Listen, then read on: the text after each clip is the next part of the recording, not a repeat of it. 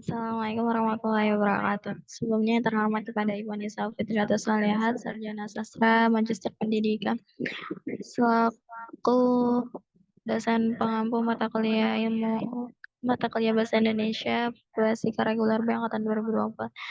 Di sini izinkan saya perkenalkan, nama saya Mutakia Nur Aziza dengan NIM 04021824290706. Izinkan saya untuk memaparkan esai yang telah saya buat mengenai judul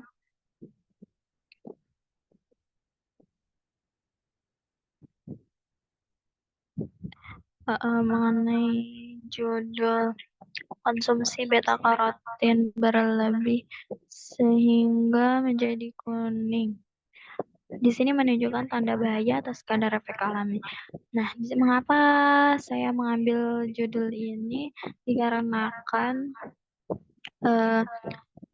beta karoten yang lebih sering dikonsumsi oleh kalangan para penggiat diet yang terkadang mereka jarang makan junk food, lebih prefer ke makan sayuran atau buah-buahan.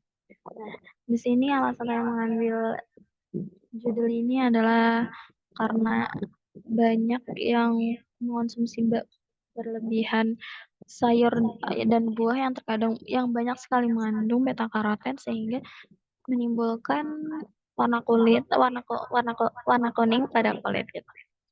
Jadi beta karoten sendiri merupakan salah satu pigmen organik yang tergolong dalam karotenoid dalam memberikan warna kuning, orange atau merah orange yang dapat terjadi secara alamiah pada tumbuhan yang berfotosintesis seperti buah dan sayur.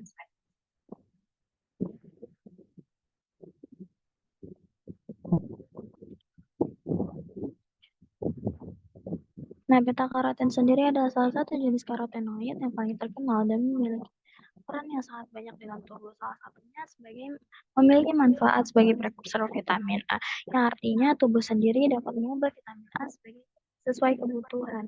Vitamin A banyak sekali dibutuhkan bagi tubuh, seperti bisa menjaga kesehatan mata, memperkuat sistem kekebalan tubuh, serta melindungi sel-sel tubuh dari kerusakan akibat radikal bebas.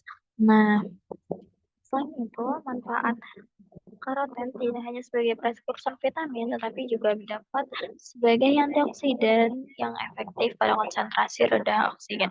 Antioksidan sendiri merupakan senyawa yang dapat mengaktifkan serangan radikal bebas dan reaktif oksigen spesies.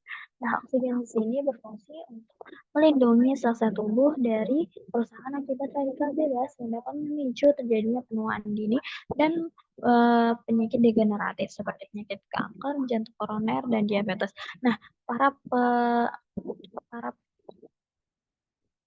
para pasien yang mengalami penyakit kanker, jantung koroner ini dapat dianjurkan untuk mengonsumsi makanan yang kaya akan beta karoten karena ini bisa menjadi pola hidup yang sehat yang telah dibuktikan oleh peneliti yang dunia baik nasional maupun internasional.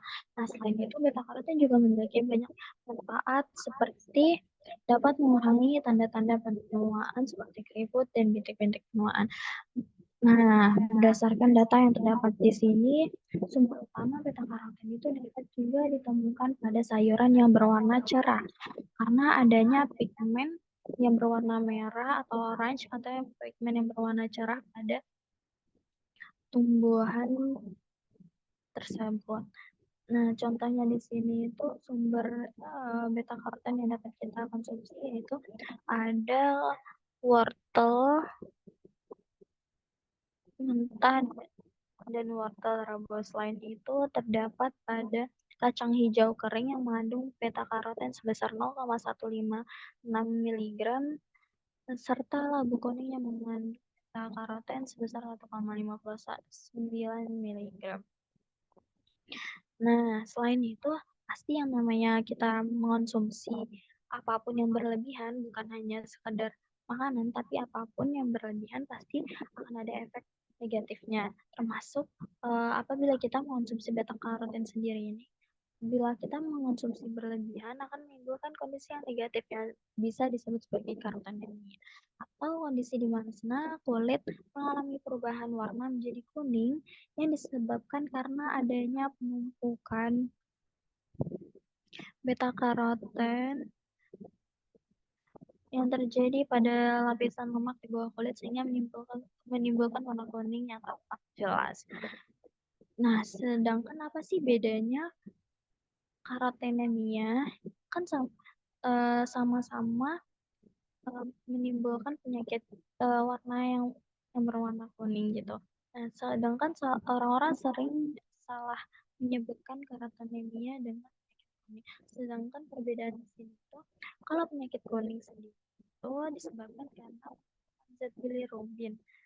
Dan biasanya penyakit kuning secara fisik itu biasanya ditimbulkan eh, adanya gejala-gejala tambahan seperti urin berwarna gelap, feses berwarna pucat, dan rasa lelah yang berlebihan. Dan ini kalau penyakit kuning itu bisa bisa ke organ hati dan mata. Kalau karotenemia hanya di kulit pada telapak tangan dan telapak kaki. Dan beberapa penelitian di sini terdapat gambar ini adalah seorang wanita di Skotlandia remaja yang mengonsumsi ubi jalar lalu bersamaan dengan wortel secara berlebihan mengalami perubahan warna kulit yang signifikan tanpa efek kesehatan lain yang membahayakan. Dan studi lainnya juga menemukan bahwa remaja wanita sedang menjalani diet mengonsumsi wortel sekitar 200 sampai 500 gram sehari sebagai pengganti junk food. Padahal seharusnya kita uh, hanya boleh mengonsumsi karotenemi karoten sendiri beta karoten sendiri itu sebesar 50 mg per hari selama periode yang cukup panjang. Nah, bagaimana sih cara mencegah karotenemia agar tidak terjadi bagi tubuh kita? Di sini bisa terdapat pada layar, kita dapat mengurangi asupan makanan tinggi beta karoten, menghindari penggunaan suplemen tanpa pengawasan, memantau pola makan, dan keseimbangan adalah kunci dalam konsumsi beta karoten. Ahli gizi merekomendasikan untuk memperoleh beta karoten dari sumber alami. Lebih difokuskan pada sumber alami yang terdapat pada buah atau sayur. Jangan jangan suplemen karena suplemen sendiri kita tidak tahu kadar dalam suplemen tersebut kalorinnya ada sebesar apa.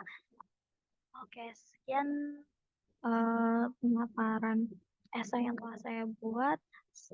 Mohon maaf sebesar-besarnya Ibu apabila ada kesalahan yang telah saya perbuat selama satu semester ini. Terima kasih banyak atas bimbingannya. Uh, kepada Allah saya mohon ampun. Wassalamualaikum warahmatullahi wabarakatuh.